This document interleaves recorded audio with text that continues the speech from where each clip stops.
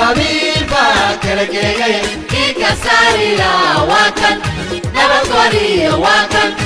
اسكو كان واكن yaa lagu aamini karaa qorshaha galmudug mid ah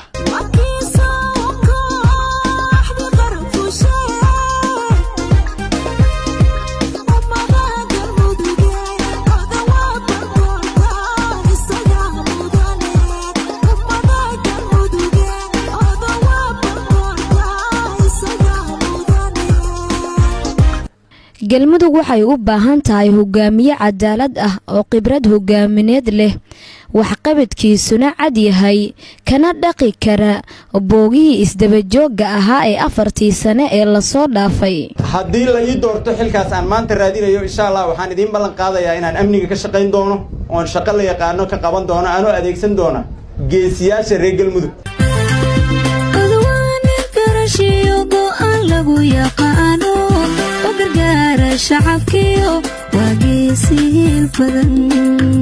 loolan ayaa loogu jiraa hogaaminta galmudug waxaase shacbiga reer galmudug daraasado iyo cod ururin lagu sameeyey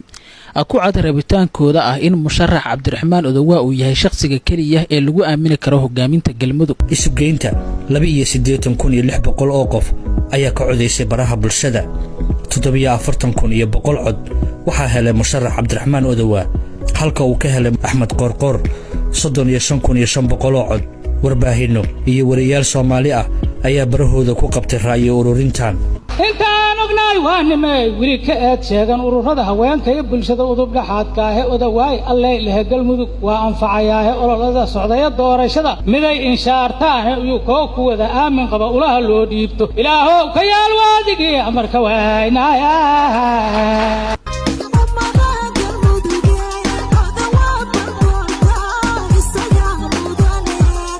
baahiyaha aasaaska waa nolosha waa qorshe kale oo diiradda si gooni ah uu u saaray musharax odowaa waxa uu ceelbiyoodyo ka hirgeliyay deegaano oo mana aha oo biyo la'aan awgeed looga haajiray maantana waa kuwa boy ah oo si caadi ah ay noloshooda ku soo laabatay nolol maalmeedka bini'aadamka dad iyo duuyo iyo dugaag waa biyo waadna siiseen waad noo raadiseen waana noo soo hesheen waa ku noolahay dhankaasoo wataa laga dhacayo laga cabahayo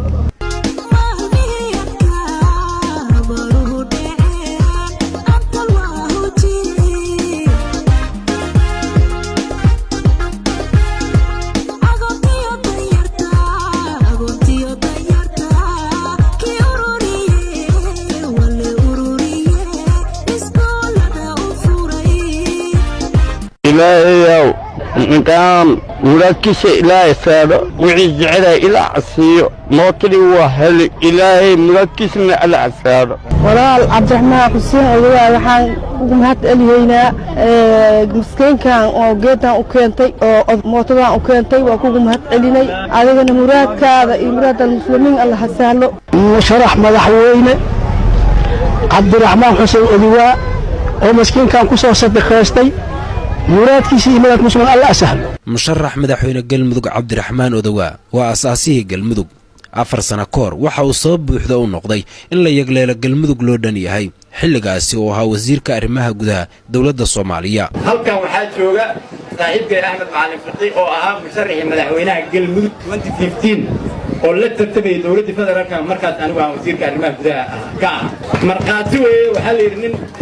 nin dhintay nin dheer marqaati u qabsada waa kan gadaasheeda fadhiye habeen usbuuci 3 mar aan shiri jirnay si processka uu ogaado uga warhay dhanka waxbarashada waa aqoonyahan waana mid ka mid ah maskaxdii dib u aasaasyaasha waxbarashada dalka kadib burburkii dawladda dhexe ee dalka in badan oo ka mid ah maalintii Siima soo bilaabayeen maalintii Maxamed Harbi soo bilaabayeen maalintii Axmed Gurey soo bilaabayeen maalintii garow iskoolka laga dhisay maalintii Hargeysa laga dhisay the vision wuxuu ahaa in dad baahida dalkan soo kabta la gaaro qorshaha odowaa ayaa ah galmudug mid ah haddii la yiraahdo oo dawladdaas la ii doortana waxaan idin ballan qaadi doonaa dawlad midaysan oo culimadeeda iyo caamadeeda iyo ciidankeeda isgarabsata inaan ka dhigi doono